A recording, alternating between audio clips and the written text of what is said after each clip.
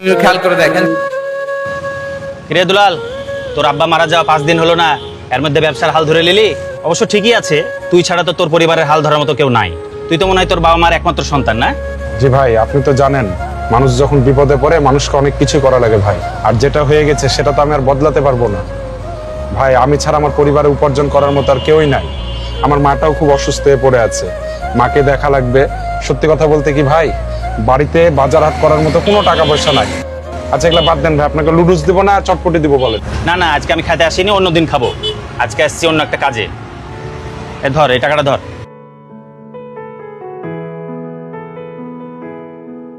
ভাই এই টাকাটা আমি নিতে পারবো না ভাই।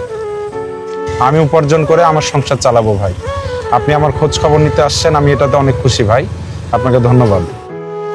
আরে না শোন, তুই কি মনে করেছিস যে এই টাকাটা আমি তোকে সাহায্য করতে আসছি? মোটেও না, এই টাকাটা তোদেরই আমানত।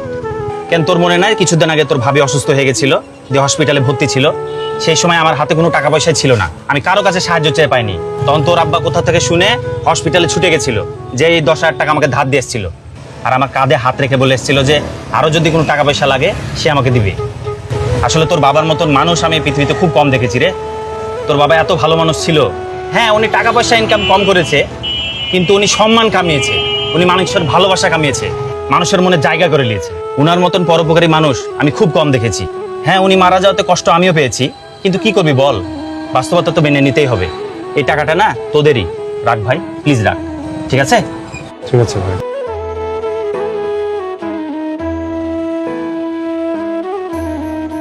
দুলাল ভাই দাঁড়ান ভাই, আপনার বাসাতে যাচ্ছিলাম, আপনাকে পেয়ে গেলাম, খুব ভালোই হলো। এই যে এখানে 7,000 টাকা আছে, এই টাকাটা নেন, আব্বা আপনাকে দিতে বললো। এটা কিসের টাকা ভাই? ভাই এই টাকাটা হচ্ছে আমাদের ওখানকার টিউবওয়েলটা অনেকদিন থেকে নষ্ট হয়ে পড়েছিল, তো টাকার জন্য ঠিক করতে পারছিলাম না। আমাদের ওখানকার মানুষের ওই পানি খেতে খুবই কষ্ট হচ্ছিল ভাই। তো এই কথাটা আঙ্কেল শুনে এই 7,000 টাকা দিয়ে আমাদের ওই টিউবওয়েলটা ঠিক করে দিয়েছে ভাই। ভাই একটা কথা বলি, আমার আব্বার মুখে আপনার আব্বার অনেক প্রশংসা শুনেছি। তিনি নাকি অনেক ভালো মানুষ ছিলেন। বাবা বলতেন তিনি নাকি হাজারে একটা ছিল, সে নাকি মানুষের উপকার করে বেড়াতো, মানুষের বিপদে আপদে সবসময় মানুষের পাশে দাঁড়াতো। ভাই ভাই আজকে থাকেন, আমার একটু কাজ আছে, আমি গেলাম। হ্যাঁ, আসসালামু আলাইকুম ভাই। ওয়ালাইকুম আসসালাম ভাই। আসলে কি জানিস, তোর আব্বার মতন ভালো মানুষ আমি এই পৃথিবীতে দেখিনি। হ্যাঁ, উনি টাকা পয়সা ইনকাম কম করেছে, কিন্তু উনি সম্মান কামিয়েছে, উনি মানুষের ভালোবাসা কামিয়েছে, উনি মানুষের মনে জায়গা করে নিয়েছে। আর উনার মতন পরোপকারী মানুষ আমি পৃথিবীতে খুবই কম দেখেছি। আব্বা তুমি সব সময় দেখি মানুষকে টাকা পয়সা দিয়ে সহযোগিতা করো, ওই টাকা পয়সা গুলো যদি আমাদের